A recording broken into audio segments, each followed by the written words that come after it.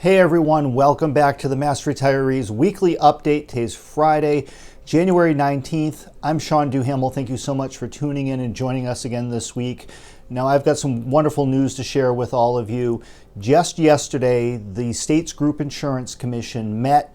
It was their annual plan design meeting. Plan design encompasses a whole bunch of different things, but most importantly, it focuses specifically on out-of-pocket costs, so your so-called co-payments and deductibles, both for doctor's visits, prescription drugs, emergency rooms, imaging, all of those different sorts of co-payments are what is encompassed under plan design when we refer to that. So the good news is, for the 7th consecutive year, the GIC has chosen not to increase out-of-pocket costs, so not to increase the co-payments, not to increase the deductible, not to make any plan design changes whatsoever for the coming fiscal year, which starts on July 1st.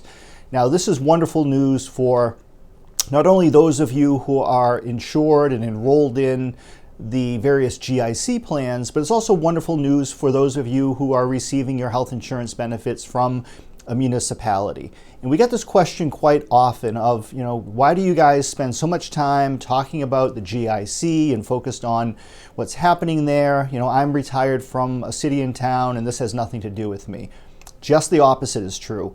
This has everything to do with everybody. The reason for that is, under state law, plan design decisions made by the GIC can very quickly become local policy. And it can quickly become local policy without retirees agreeing to it, without active employees agreeing to it. The state law allows cities and towns to mimic the plan design choices and decisions made by the GIC. So over the years, when the GIC has increased out-of-pocket costs, for instance, a number of cities and towns have very quickly, almost immediately in some cases, followed suit. So the decision made by the GIC, again, for the 7th consecutive year, not to increase out-of-pocket costs is wonderful news for everybody. Honestly, I don't know if I want to say I'm not surprised, but reading the tea leaves over the past few years, it is no surprise that the GIC has decided to take this approach, despite the fact that we're seeing medical inflation continuing to spike across the country. Over the last couple of years, as the country and the world have emerged from the pandemic, and there's been a lot of pent-up need for elective procedures, for instance, that were put off or delayed during the pandemic. People started, needing to have their knee replaced and hip replacements and a variety of those types of services that you could have held off on. There weren't emergencies that people waited to have addressed. So that's been a driving cost. The cost of just general inflation. All of us are paying higher costs, on average than we were a few years ago. That's no different in the medical sector. Whether it's a hospital, doctor's office, everyone's costs have gone up. We're also seeing a large spike in the cost of prescription drugs. And within today's email message to our members, we get into some of the details of that. So if you are a member of Mass Retirees, please look to today's email message from me. We provide far more information and details in those weekly email messages, which are sent only to Mass Retirees members. So if you're watching this, you're not a member of Mass Retirees, please consider joining. If you're a retiree, we represent all retired public employees across Massachusetts. We also have an associate member program for those of you who are active employees starting to think about retirement and you want to utilize Mass Retirees as a source of information to keep you well informed, as well as to inform your decision-making process as your retirement date grows closer. So we represent both different groups of people. As an associate member, if you're an active employee, we're basically providing you with a subscription to our newsletter, which comes out 6 times a year, access to videos like this, and the email message I was referring to keep you informed. We advocate on behalf of retirees and retirees only. So those were the different factors that went into the decision-making process. Now, as I alluded to a moment ago, we're not greatly surprised by the approach that the GIC leadership has taken over the past couple of years. And there's a few reasons for that as I get into the details in today's message. First and foremost, the last time, back in January of 2017, when the commission voted for the second time in as many years for another huge out-of-pocket cost increase, there was significant backlash from retirees, from our association, from the public employee unions, from the legislature. People were not happy about that choice. Unfortunately, they didn't reverse their decision and put things back to the way they were, but I think it was a valuable lesson for the commission, as well as the Baker administration at that time, to hit the pause button, pump the brakes, whatever analogy you want to use, but they did not choose to revisit that issue again. So that's choice number one. The second factor that comes in is that there's a growing body of evidence here in Massachusetts and around the country and perhaps around the world that shows that the higher you increase out-of-pocket costs for certain retirees and active employees, but in our case it's retirees, who are living on fixed incomes, who have modest income, once you push out-of-pocket costs beyond a certain level, you're no longer sharing in the cost of those types of medical benefits and those services. You are prohibiting people from seeking medical care. Because if I believe that I can't afford to go to the doctor, that I can't afford to get that prescription filled, I can't afford to have that test done, chances are I'm going to avoid doing it. And these studies have shown that the longer people put off necessary medical care, it's not good for them and their own personal health and their quality of life. And it has the absolute reverse effect on overall medical spending. The costs go up as a result of that. And in the last 2 years, the Massachusetts Health Policy Commission, that we've written extensively about in the newsletter, in their report to the GIC each fall, they continually caution the GIC to be very careful in moving forward with any increases in out-of-pocket costs, and it's for the reasons I just described.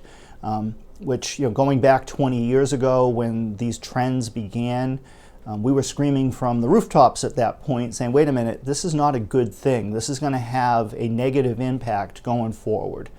And the data has shown that we were correct. So thankfully the GIC is paying attention to all this information. They're taking it seriously, and that's why they have had a very cautious approach when it comes to out-of-pocket costs. And the third factor, which I also believe is extremely important, is the leadership at the GIC. Starting in the winter of 2020, Matt Vino became the executive director of the GIC. Matt has made it publicly clear that he tends to take a very cautious approach when it comes to out-of-pocket costs, partly because of the reasons I just described. But as he stated at yesterday's meeting, he also doesn't believe, by and large, all things being equal, that on a year-to-year basis that you should be making changes with plan design. That for the most part, these types of changes, whether it's changing copayments and deductibles, or accessibility or tiering, or whatever the plan design decisions may or may not be, Matt's approach and the approach taken by the GIC leadership in recent years has been to focus on making these types of changes during procurement. So last year, when all of the health plans went out to bid and that procurement process was underway, that was the correct time to make any kind of profound changes. Otherwise, you're just kind of nibbling around the edges. You're being disruptive to the enrollees, and it's more trouble than it's worth. So all of those factors combined has resulted in a very good outcome going forward, at least for FY25.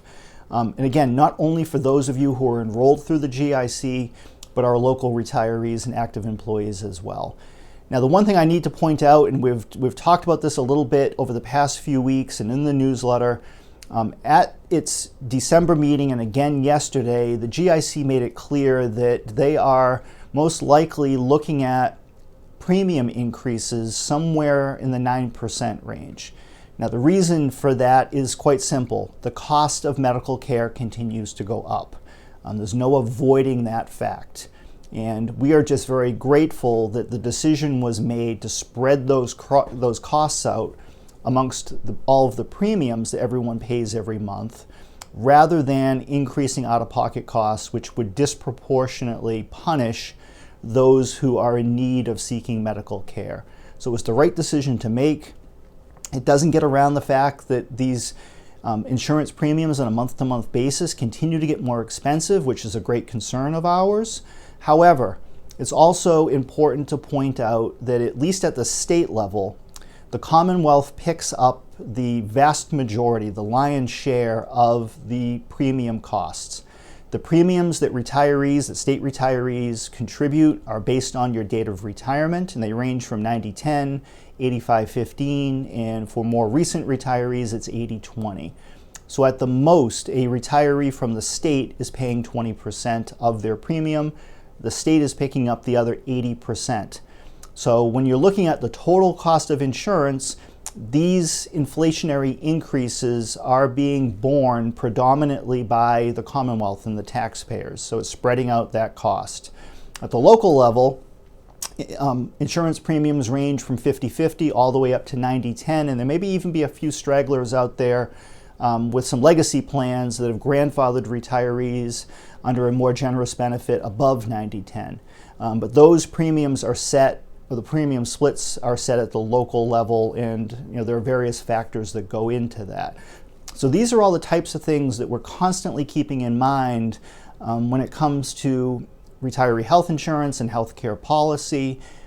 How are these different changes impacting people? Now, as I said, they're overall, in the aggregate, the GIC is looking at somewhere around a 9% premium increase. For Medicare plans, the premiums will likely come in at half of that, so maybe 4.5%. We're hoping for even less than that, obviously. We don't want to see costs go up, but as I said a moment ago, it's unavoidable. Now, there are different, again, cost drivers behind all of this.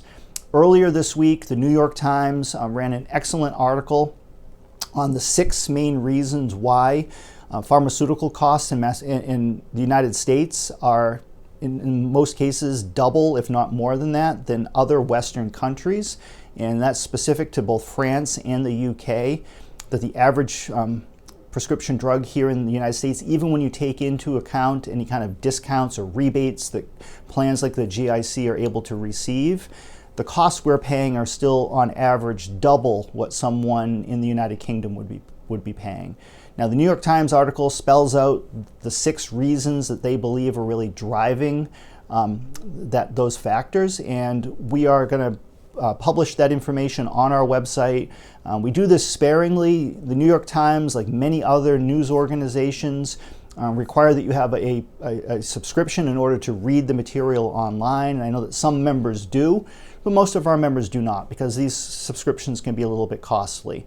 That being said, with articles that are important like this and that we want to make sure that you're getting this information from time to time, we'll republish it on our website.